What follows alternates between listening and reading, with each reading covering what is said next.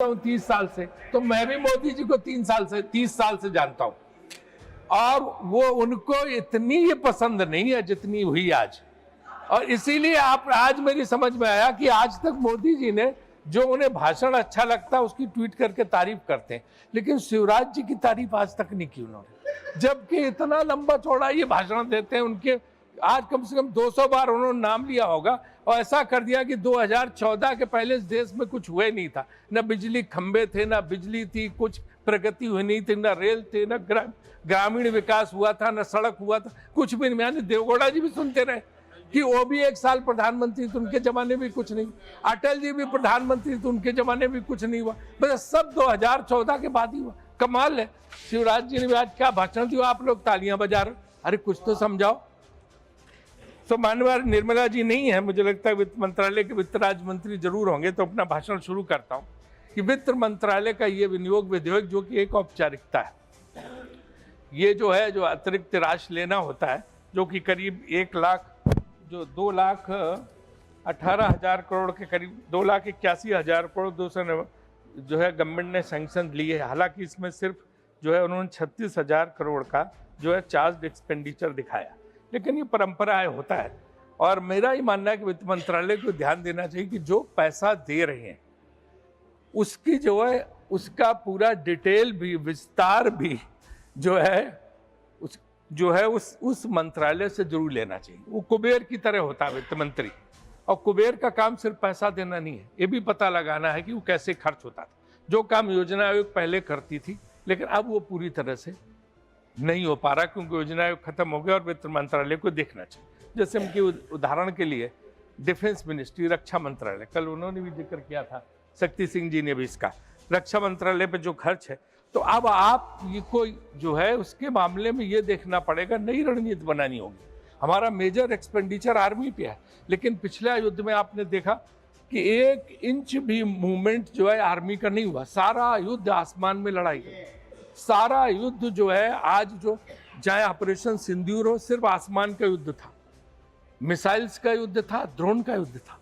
और इसी तरह जो है आज इजराइल और अमेरिका का जो ईरान में चल रहा, वो भी मिसाइल्स का युद्ध है, ड्रोन का युद्ध है। तो स्ट्रेटजी बदलनी पड़ेगी, हमें अब फोकस वहां करना पड़ेगा, मिसाइल डेवलपमेंट प्रोग्राम बनाना पड़ेगा। ट्रंप ने कहा था मैं 3 दिन में वार खत्म कर दूंगा, आज 18 दिन हो गए, कर पाए? क्योंकि ईरान का जो मिसाइल डेवलपमेंट प्रोग्राम था इतना बड़ा था कि आज तक वो लड़ रहे हैं, उनका मुकाबला कर रहे हैं। तो इसलिए जो है हमें भी अपनी रणनीति ढंग से सोचनी पड़ेगी कि हम जो पैसा दे रहे हैं अतिरिक्त जो है बजट के प्रावधानों में, तो हम उसको खर्च कहाँ पे करें, मिसाइल डेवलपमेंट प्रोग्राम, और उसके साथ साथ जो है टेक्नोलॉजी डेवलपमेंट। इन्होंने कल कहा था कि रिसर्च डेवलपमेंट R&D पे खर्च होना चाहिए, तो मैं भी इस बात का समर्थन हूँ कि उसको करना चाहिए।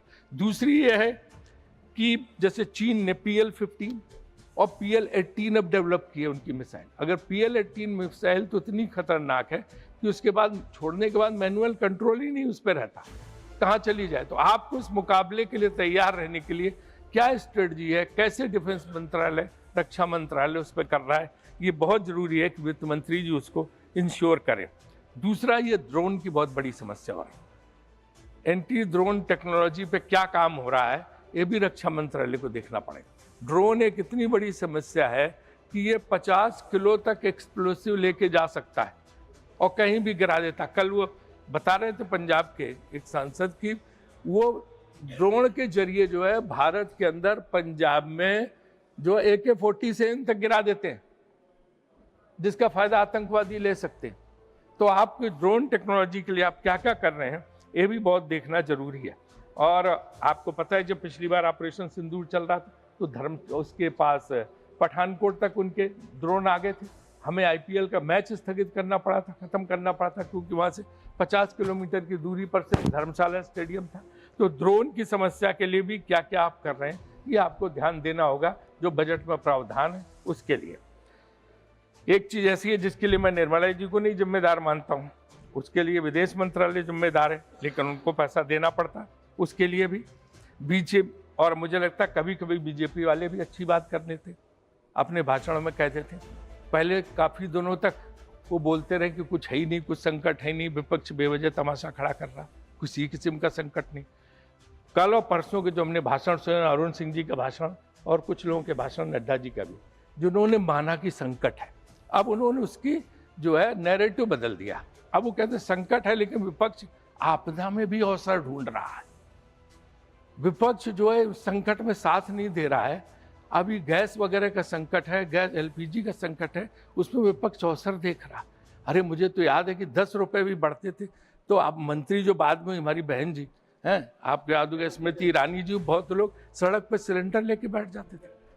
क्या क्या तमाशा नहीं करते थे। वो आपदा में अवसर नहीं था, वो तो सिर्फ दाम बढ़ते थे। आज तो संकट है और ये संकट जो है लगातार जो है बढ़ता चला जा रहा है। उन्होंने कहा झंडा लहराते हुए एक फोन पे जो है जहाज निकल गया, तो 2 ही शिप निकले हैं, 22 शिप अभी अटके हुए हैं। लेकिन ये सोचना पड़ेगा कि ये शिप अटके क्यों, क्यों ही अटके, अभी तो देखना पड़ेगा। 80 साल बाद अचानक ये नौबत कैसे आई। इतने इस देश में प्रधानमंत्री हुए, किसी के जमाने में नहीं अटके, चाहे नेहरू जी हो, चाहे उसके बाद लाल बहादुर शास्त्री हो, चाहे इंदिरा जी हो, और चाहे जो है आपके देवगौड़ा जी जा रहे हैं, इनके जमाने में चंद्रशेखर जी, नीरज यहाँ बैठे हैं, इनके पिता बेस्ट रिलेशन ईरान से थे, सबसे हमारे अच्छे थे, इजराइल से भी अच्छे थे, ईरान से भी अच्छे थे, अमेरिका से भी अच्छे थे, रूस से भी अच्छे थे। कोई ऐसी बात ही नहीं थी कि किसी और अन्य कोई प्रधानमंत्री किसी का कोई झगड़ा किसी से था। हमारी नीति ऐसी थी कि सबसे दोस्ती, किसी से झगड़ा ना, हमारे जहाज रुकते थे ना कुछ होते। अब ये एक नया शुरू हुआ कि हमने वो विदेश नीति पूरी तरह से उलट दी। अब हम ऐसे चले गए कि हम बिल्कुल जो है इजराइल के ब्लॉक में शामिल हो गए, उसके गुट में शामिल हो गए। और जो है वो सबीर भाटिया, जिसका हॉटमेल होता है तो बहुत बड़ा IT का है अमेरिका को, उसने एक लाइन लिखी ट्वीट में अपने कि I am still not able to understand what does it mean that India is a motherland and Israel is a fatherland. इसका मतलब क्या है, वो अमेरिका में बैठे भारतीयों को नहीं समझ में आ रहा।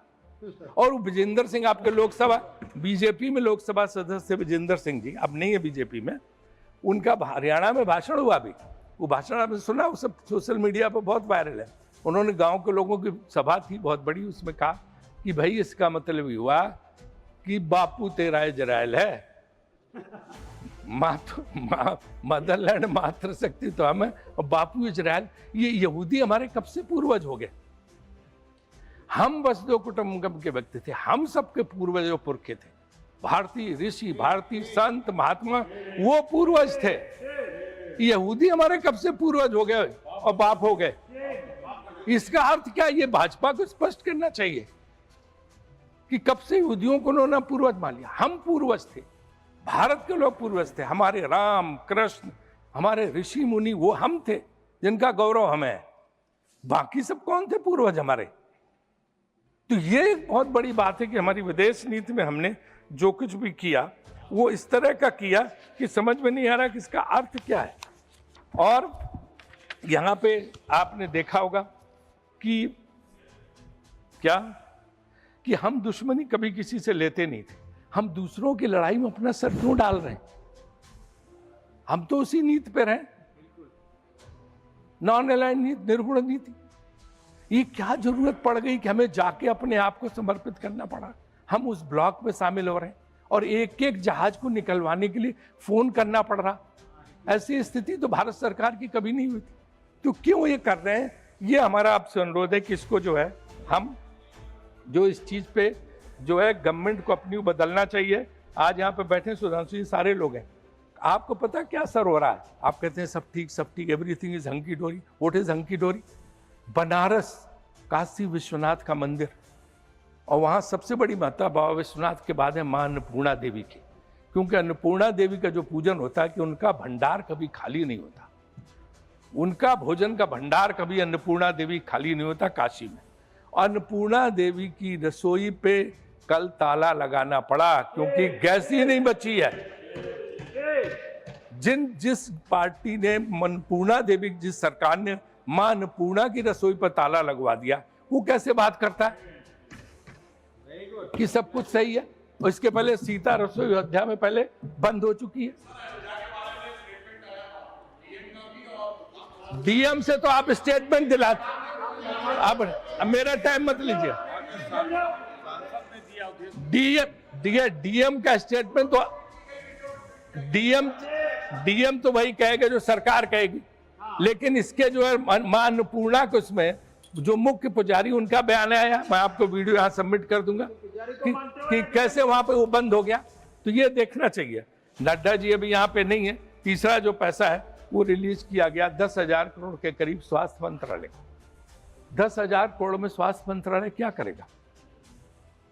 जो 4% से भी नीचे है इस देश में जो लोगों की स्थिति है। इतना लंबा चौड़ा भाषण शिवराज जी ने अटल बिहारी वाजपेयी स्टाइल में दिया, हाथ हिला के, नृत्य करके, घूम घूम के सब तरफ, लेकिन क्या जो है आप उसका हल निकाल पा रहे हैं?